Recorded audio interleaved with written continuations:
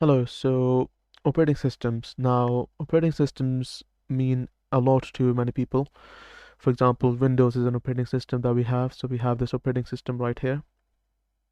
Now, in this course, what you'll be doing is you'll be making a toy operating system, and there's an emphasis on toy, meaning that this is not going to be a full-fledged operating system. It's going to be a toy graphical operating system.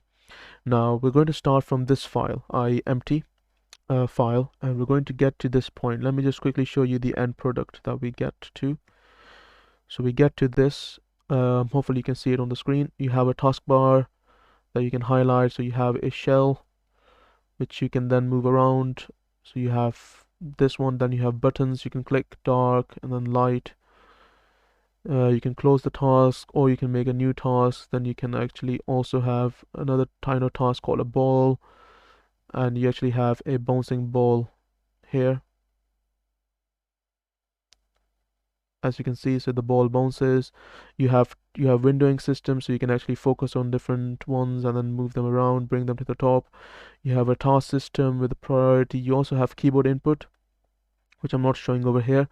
You can also close the tasks, and you can change the state like normal, and you have to focus them before you can actually do anything.